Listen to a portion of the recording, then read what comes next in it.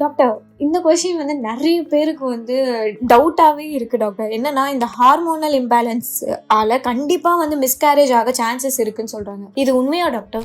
யூஸ்வலா முக்காவாசி காரணம் வந்து குரோமோசோமல் அப்நார்மாலிட்டிஸ்னால அபார்ஷன் ஆகிறதுக்கு வாய்ப்புகள் அதிகம். பட் சில நேரங்களில் அன்கண்ட்ரோல்டா சுகர்ஸ் இருந்தாலோ, இல்லை ஒரு தைராய்டு டிஸ்ஃபங்க்ஷன் இருந்து அது கரெக்ட் ஆகாம நம்ம பிரெக்னென்ட் ஆனாலோ, இல்லை ரொம்ப ரொம்ப முக்கியமா ப்ரொஜெஸ்ட்ரான் ஹார்மோன் அப்படின்றது நம்ம உடம்புல இயற்கையா சுரக்கிற ஒரு ஹார்மோன். இந்த ஹார்மோன் நம்ம பிரெக்னன்சியை சப்போர்ட் பண்றதுக்கு தேவைப்படுற ஒரு ஹார்மோன். இந்த ஹார்மோன்ஸ்ல டிஃபிஷியன்சி இருந்தாலும் நமக்கு அபார்ஷன் ஆகிறதுக்கு வாய்ப்புகள் உண்டு. ஸோ ஒரு அபார்ஷன் ஆனதுக்கு அப்புறம் அடுத்த அபார்ஷனுக்கு எல்லா விஷயங்களையும் இவாலுவேட் பண்ணி அதை கரெக்ட் பண்ணதுக்கு அப்புறம் கன்சீவ் ஆகிறதுக்கு ட்ரை பண்றது ரொம்ப ரொம்ப முக்கியம். பிரெக்னன்சி ட்ரை பண்ண ஆரம்பிக்கிறதுக்கு முன்னாடி ஒரு ஃபர்டிலிட்டி ஸ்பெஷலிஸ்டையோ இல்ல ஒரு ஆப்ஸ்டடிஷியனையோ போய் கன்சல்ட் பண்ணி ப்ரீ கன்செப்ஷனல் கவுன்சிலிங் அப்படின்றத எடுத்துக்கணும். ஸோ இப்படி நீங்க எடுத்துக்கும் பொழுது இதுல அவங்க பல பிளட் டெஸ்ட் என்னென்ன பிரெக்னன்சிக்கு தடையா இருக்கும் அப்படின்ற பிளட் டெஸ்ட்ஸ் எல்லாம் இவாலுவேட் பண்ணி அதை உங்களுக்கு அவங்க கரெக்ட் பண்ணி கொடுத்ததுக்கு அப்புறம் நீங்க பிரெக்னன்சி ட்ரை பண்ணலாம்.